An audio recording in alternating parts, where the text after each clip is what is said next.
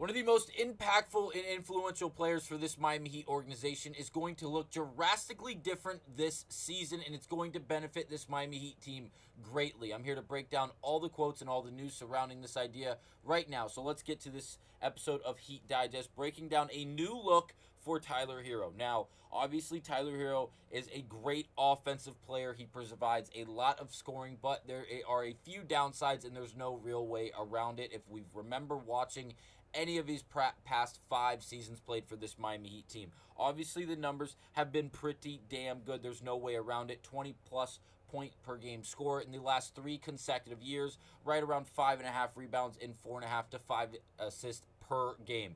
Now, obviously, he's very, very good at the game of basketball, but there's a few flaws. One, the amount of time the ball is in his hands and where it is stagnant and he's really just going left to right. There's not a lot of passing going on, not a lot of ball movement. Besides that, it's the defense. Now, I have two main answers to these two big questions, and it results in Tyler Herro changing the way he's going to play in this offense and really on this team, and it's going to propel this Miami Heat team over the hump this season because it's going to be such an amazing factor and such a plus for this Miami Heat team. Now, shout out to Emo Jimmy for quoting Tyler Herro on playing more off the ball this season after last night's win over the San Antonio Spurs, which the Miami Heat won 120 to 117. He goes on to say, and I quote, "It's been more effective for my game, playing off of Terry, Jimmy, and Bam, not having to be the main guard handling the ball. It's good. I like it. It's something I haven't had to do since Kentucky." And that's the end of the quote from Tyler Herro. And again, this is massive. I think this is going to result in a massive year for Tyler Herro. Now, if we look at some of the stats, obviously we looked at these numbers in the actual statistical production for Tyler Herro. Now, the numbers obviously aren't bad. If we look at the minutes played, they're obviously very high. Last year, 33.5. The year prior, 34.9. Basically 35 minutes per game. And then 3 years ago, 32.5. 4 years ago, 30. Now, those numbers are very, very high. Now, then we move over a column and we look at the field goals made, really 7.5, 7.3, 7.7 over the last 3 years. But if you look at the field goals attempted, the shot attempts are outrageous. You have 17.5, 16.5, 17, and then even in the first 2 years of his career, 11.5 and 13 on only 5 and 6 makes per game.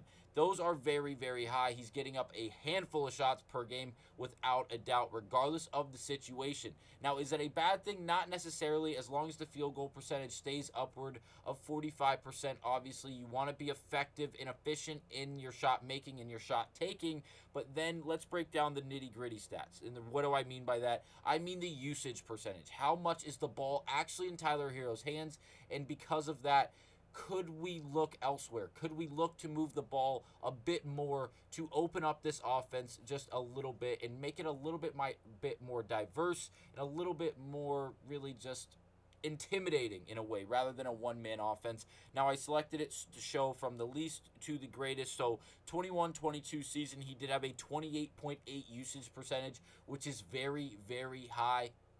And then we move back 27.8 last season, which was the 23-24 season. And then we just go on from there, 25.5, 23.5, and then 22.3. Obviously, his most expensive seasons when it comes to usage came from the 22 to basically the 24 season. So 21-22, 22-23, and then 23-24 were the highest usage rates for Tyler Herro. And we saw the Miami Heat be decently successful. But again, it didn't feel like Tyler Herro was really pushing us to that. He was really kind of holding us at that line. And what do I mean by that? Because of his statistical production, obviously he's been pretty damn good. But again, has he propelled us to wins? Has he pushed the needle for this Miami Heat team and got us over the hump to win these big name games? Obviously not, because he hasn't been that available for this Miami Heat team, especially last season, only playing in 42 of the 82 games. So he mentioned not having to play off the ball as much since Kentucky. Obviously, he only played 1 year at Kentucky, and this team is ridiculous, like it has been for years on years on years. I know Calipari just left, so the roster might not look as devastating on paper, but again, this team is ridiculous. If you look at where they were ranked in the top 100, these guys are all ranked within the top 35 except Jeremy Baker or Baker, I thought I said Barker, excuse me, in this year. So again, 23, 10, 18, 23, 14, 35, 12, 35, 14. This is all the top 100. It is all ridiculous. These guys are all on the same team. And obviously, Tyler Herro, being a freshman, one of the many freshmen on this team, led the team in scoring, second in scoring at 14 points per game, 4.5 rebounds, and 2.5 assists. And you have to realize other NBA talent like PJ Washington, Emmanuel Quickly, Nick Richardsons are all on this, or Richards are all on this team with Tyler Herro, as well as a bunch of other very, very good talent. So seeing Tyler Herro accept the fact that, hey, this Miami Heat team may look a lot like my Kentucky years, is massive, because he's understanding, hey, I'm here. We've broken down in other Miami Heat and Heat Digest videos discussing Tyler Herro quotes just in the last week or so about how at Media Day he's discussed talking to Spo, doing everything Spo asked of him this past summer, and because of that he feels like it's going to be a good season. There's not as much of a demand on him offensively, but more on the defensive end. Hey, don't be disrespected on the defensive end. Pick up your slack. Be willing and able to defend whoever you step in front of, and do a damn good job at it. And if you can't do a good job, give it all of your best effort in order to really translate. And we've seen that out of the first 3 games from Tyler Herro in the playoffs, in the preseason. Now, shout out to Zachary Weinberger, who posted this in an interview after last night's game that we're going to quickly review in just a second, against the San Antonio Spurs, which again, we did win 120-117, a much higher scoring game than we've seen from this Miami Heat team as of late through the preseason, really throughout the regular season last year. We're usually a very good defensive team that relies on our fast break to really push the ball and allow us to jump out ahead of teams with quick and easy points, and obviously causing stops on their end, causing turnovers, whether they be steals or obviously then blocking a shot and causing a quick outlet to a running player down the break. So Tyler Herro playing a second game with a projected starting 5 in a preseason game, saying, and I quote, "It feels good just getting out there on the court with the guys," and that's the end of the quote. And again, I did listen to the video. It is 22 seconds long in this little question, this Q&A, this question and asking questions, but Tyler Herro just says, "It was really good to get the reps, get out there, feel how it does on the basketball court alongside these other guys who I'm going to be playing 82 games with in hopes to play 82 games with this season." So again, this is very good. It's not him saying, "Hey man, I'm not getting enough shots out. I'm playing with players like Rozier, Butler, Bam, Jovic, whoever it may be, and because of that, I'm not getting my shots up. I'm not really enjoying this." He's not saying any of that. He's saying, "I'm enjoying the time that I'm getting to play basketball with 4 other elite talents on the floor at once with me as well. And because of it, it's working. We're winning ball games. Yes, it is the preseason. Yes, we are playing teams like the Charlotte Hornets and the San Antonio Spurs. But still, we are doing productive things on the basketball court, and I'm fully bought in." Not only is Eric Spoelstra under the impression, based off of conversations he's had over the summer, and now going into the training camp, and now into preseason with Tyler Herro, but also conversations and just quotes from Tyler Herro that he's vocalizing to the entire Miami Heat fan base and really the entire Miami Heat organization when answering these questions with a microphone and a camera in front of him. And I just can't wait to see how it plays out through the rest of the season. We're quickly going to highlight last night's game. It was a pretty fun game, to say the least, as it ended 120-117, a very high-scoring game where the Miami Heat played a lot of players. Once again, we've discussed this before. Preseason games are going to look like this, where we empty the bench. We play 16, 18, 20 guys almost. It seems ridiculous, but again, it's preseason. We got to let everyone get a chance and have the challenge to go out there and produce for this Miami Heat organization. A lot of guys on Exhibit 10 contracts, playing for that contract, playing to be able to stay a part of this Miami Heat organization. And again, they all should get the opportunity to do so. Now, I'll quickly highlight some of the team stats, as things were again pretty close to even, like they were against the Charlotte Hornets last game.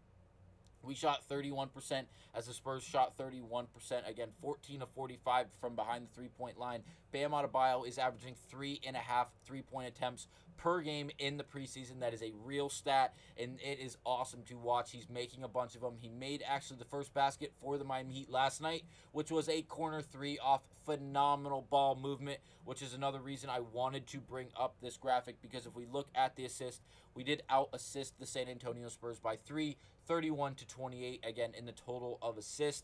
And again, if you go back and you just watch the highlights of last night's game, you don't even have to watch the entirety of the basketball game.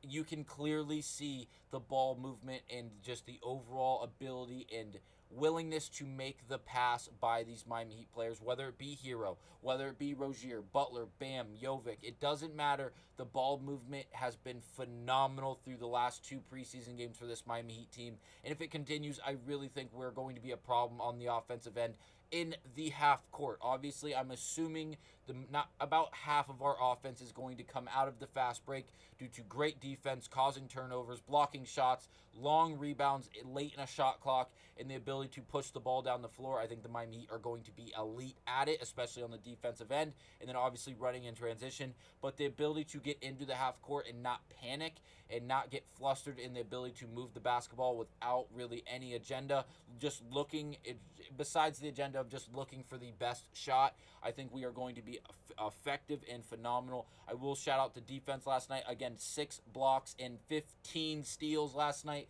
by this Miami Heat team. Absolutely phenomenal basketball being played on the defensive end for this Miami Heat team. If we look at some of the individual numbers, Jovic had 3 steals and a block. Butler had 3 steals and a block. Adebayo had 3 steals and 2 blocks. Herro had a steal.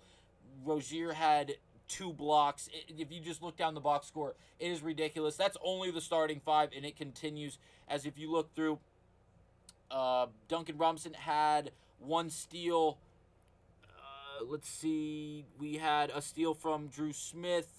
We had a steal from Kel'el Ware. I'm surprised we didn't get a block from Kel'el Ware with his size. But again, he only played 5 minutes. So again, not a lot of playing time. 1 for 2 from the field, 0 of 1 from the three-point line. But again, if you see some of these guys in the starters are the main focus as of right now, as we're just trying to get those guys to play as much together as possible. You see Herro shot 6 of 13, just under 50%. Adebayo shot 6 of 10, 2 of 3 from behind the three-point line.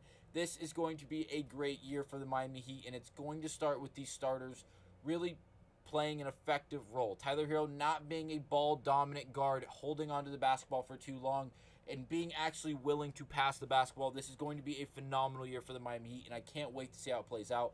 Please let me know down in the comments what you guys think about this comment from Tyler Herro and what the stats really show you and what you guys think it's going to play out as. I'll see you guys on the next episode of Heat Digest. Thank you guys for watching.